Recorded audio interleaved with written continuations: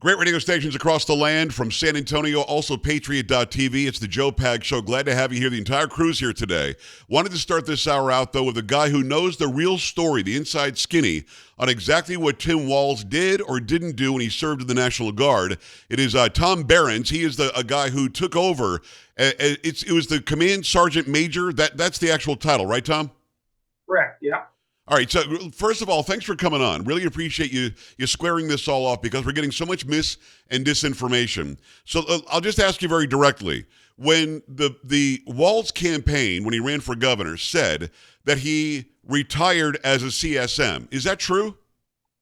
That is untrue. He retired and was reduced to Master Sergeant. The documents are out there. The National Guard from Minnesota put them out there, so...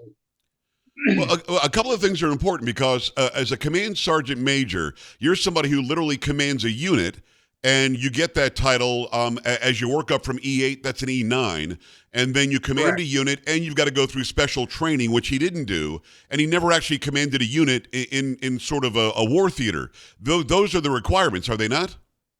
If the requirements are when you get conditionally promoted to Command Sergeant Major or Sergeant Major, that you are going to finish the United States Army Sergeant Major's Academy, which is more or less 2 years of coursework for a reservist, and then you have 2 weeks in bliss, and that's one requirement. The other requirement is after the military has invested all that taxpayer money in you, that you stay in for 2 years, and you serve your country for 2 more years in that capacity, so that they're basically kind of getting their money out of you because they put a lot of damn money in Right. and training into you at that point. So when he got selected in the fall of '04 as an acting command sergeant major, he was conditionally promoted. He was pinned, basically frocked with the rank, with the condition that he fulfill those requirements. And when you don't fulfill them, the minute you walk out the door, that it is supposed to be immediate that you get reduced to Master Sergeant. I mean, that's what you should do if you have integrity in the military. Right. That you'd tell your personnel clerk, start the paperwork, reduce me, and because I'm quitting. And he literally snuck out the door, and he tried to let the paperwork either go away, or it did catch up with him. The state finally caught it in October of '05, and they reduced him to Master Sergeant. So once you cannot call yourself a retired command sergeant major. You can't call yourself a command sergeant major anymore. I mean, technically, he acted as one for a few months. He was in the position and he served as one, but he's not a documented. He's not a bona fide command sergeant major. It's Tom Behrends, an actual retired command sergeant major with the United States National Guard from Minnesota. So as we're watching this unfold, he didn't need to put that he was a retired command sergeant major. He could have said he was a retired master sergeant, and nobody would have thought twice about it. Why do you think he does it that way? Well, he's doing it basically for political gain. He's been doing it for nearly 2 decades. He knows that rank. I mean, literally at that rank, you're in charge of 500 soldiers, male and female, depending on what unit you're in. I mean, it's kind of, females can serve anywhere now, and it's really cool that happens because they were side by side in combat with me. So, I mean, It does make sense. But that's, an E9 has 500 or more if you're in a brigade level or division level, on an E8, nothing holds against them. But that's literally 100 company size element that you're either first sergeant, or if you're master sergeant, you might be at staff somewhere or whatever. But I mean, they're both great senior NCO ranks. But to say you're a command sergeant major when you're not, when you drilled 6 weekend drills, and then you found out you're going to war and you quit, that's just stolen valor. It is Tom Behrends, a retired command sergeant major from the National Guard in Minnesota. So as we're watching this unfold, the sort of reasons and excuses they're now giving are these. They're saying, well, he already put in to retire before there was any inclination or information suggesting that his unit, your unit, would be sent over to Iraq. That's not true either. It seems there was some sort of a warning given. So what is the process, Tom? You get a warning that your unit might be going pretty soon, and then you get the actual orders later. How does it work? Exactly. I mean, the military's got several levels of orders, and the warning order that came out in March of '05 basically said, the the First Brigade Combat Team of Minnesota and these units underneath it, these battalions underneath it, which one of the 125 Field Artillery was one of them. You prepare to go to training and to go to war in Iraq. This is what's going to happen. Everybody in the state knew it. It was like, wow, the First Brigade's going, and I'm in division, I'm not going. So and so is in a different unit, they're not going. But right. First Brigade all knew they were going. So you get this warning, more or less tells you, start getting your shit together. I mean, get your wills in order. Tell your family, tell your employer that this is coming down the road. Yeah. And then in July, we actually got the alert order, which is more in force. Where it finalizes things more, where they know where you're going to train, and they know kind of when different units are going to get to Camp Shelby, Mississippi to train, and right. It just finalizes things. And then as time goes on, you get another order that says, well, we're going to get on a plane and we're going to go to Iraq. I mean, that's and at the end of the whole damn thing, you get an order that says, well, you're going home now. I mean, that's just how the system works. And the warning came out in March, and in May he pulled the plug and slithered down the stairs and left. Okay, so I want to get the timeline right, and I appreciate you saying this. So in March, you found out that unit most probably was going to go, just don't know when yet. He leaves in May. He was expected to retire in 07, I think September of 07, but he decides to retire early in May. He'd already retired before, jumped back in after 9/11, and his actual retirement, I think, from what I've read today, was in 07, September of 07. Your unit, his unit, ended up going in what was it? You got the actual order in July of 2005. By then he was already gone, right? Right, he was already gone. I mean, that was so he knew Tom. Just to make sure we understand, those watching and listening need to know this. He knew full well he was about to be deployed. Yeah, yes, he did. Everybody in the whole state knew First Brigade was notified that they were going to go to Iraq, and it was in 4 letters, IRAQ, that you're going to be going to Iraq. And for whatever reason, in May, we had a paper order came out in March. I mean, it was circulated out to all the units. They all seen it. They all know it. I mean, there was privates and second lieutenants and everybody up the chain from one end to the other all knew it. And for him to act like it was just some lucky thing he got out. Right. If he would have got out in February, then he would have hit the lucky time, and he would have been able to say, yeah, I got out right before he knew. Well, he didn't do that. I mean, the final order down the line was in July, and that's what CNN had out there.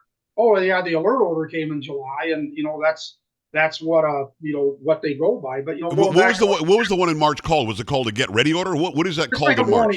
Warning order, they call it. Yep. But okay, going back to what you said earlier, he didn't retire. He actually re-enlisted right after 9/11.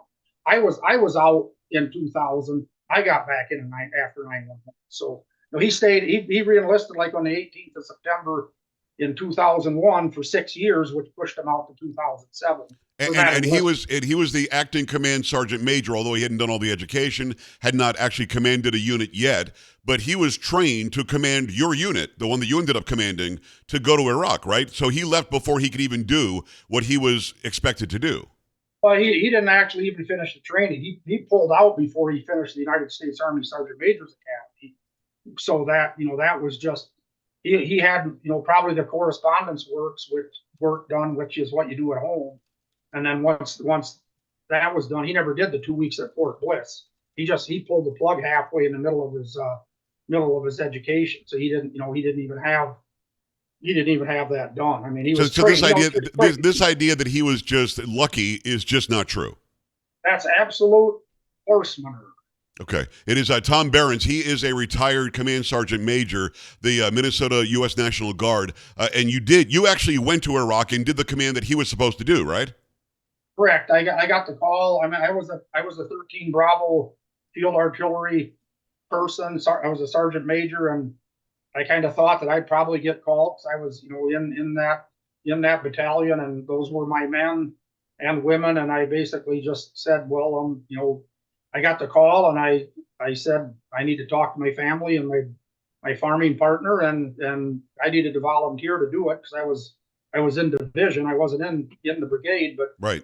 I did it, and I had the opportunity to serve my country and to take care of my soldiers and try to bring as many home as I could alive, and make their life as good as it could be in a really hostile environment.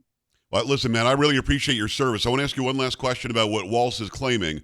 He did some sort of a gathering, and he was attacking the NRA, and guns are bad, and assault weapons are on the street. Weapons of war shouldn't be in the streets. And then he said, they're not only weapons of war, they're weapons I used in war. Did Tim Walz ever use any rifle at all in war? Absolutely not. I mean, we deployed to Europe. You know, he went to Italy and I went to England. Maybe he thinks that is a combat zone or that is war, but that is not war. And I don't know if he even had his weapon out when he was there. I mean, I don't know if I even did in England. I mean, my soldiers did when they guarded the gates and the perimeter, but he never ever carried a weapon of war. And, you know, that's the sad part about it. He spun that yesterday. First lie was that what we have in the United States are not weapons of war. It might look the same, but it's a semi-automatic rifle. Right. It's not fully automatic, and it's not 3-round burst like a weapon of war is. And the second lie he had there is that he carried this supposed weapon in war, which he did not. I mean, the veterans out there that are seeing this that actually went to combat have to be about rolling over. It just makes you sick. I'm with you 100%. But the thing that bothers me the most, and another that bothers you more, because you're an actual veteran. My father was a veteran of the Air Force. I did not serve, so I appreciate people like you and my father, and I would have appreciated Walz had he just told the truth. We would have been impressed enough had he said Sergeant Major. We would have been impressed enough had he said, I carried rifles while in Italy, and I would have gone had I been called up to Afghanistan, which is where the actual operation was. But he's just lying. Can you figure out why he needed to embellish what seemed to otherwise be a fine veteran service? Well, that's exactly correct. I mean, looking back, yesterday it came out that he filed for office in either, January or February of 2005. And the excuse he did give people in the state was that he had to quit the guards to run for office, but he supposedly filed earlier that month. Well, if he filed and he knew he was going to run for office, the next day he should have went and turned his paperwork in and said, I'm going to retire. 100%. If that would have happened, he would have retired honorably. He would have retired as a master sergeant. He could have stuck that feather plume in his hat, walked around proud, and said, yep, I just was luckier than hell. I got out before I drew the lucky card. I got out before they got the warning notice. Yeah. Instead, he waited, and I think he thought, well, they're not going to get deployed. Maybe I can just hang it out, and I can do both things and kind of be a congressman and a sergeant major and just hang out back here in Minnesota. But then the bomb dropped, and they got the notice, and then he was like, what the hell do I do now? And the only option he had was to quit and run. But the sad thing is he tries to embellish everything with the rank of people that died in combat and went through all the processes and schools. And, it's just that he's lived the life so damn long. I think he believes it himself, but it's just sad. And it's just absolute lying. And that's not what we need in politics, especially at the national level. No, without a doubt. I mean, we've got a guy who did not need to embellish like this. It would have been impressive as it was. Why lie? And it turns out he's been lying about it now for more than for almost 20 years, for 19 years. And that doesn't make any sense. I appreciate your service, retired Command Sergeant Major Tom Behrends. Tom, thanks for jumping in today. I know that you had short time, and you did this especially for my audience, and I can't tell you how much I appreciate you. Let's do it again soon, can we? Very well. Just keep in contact.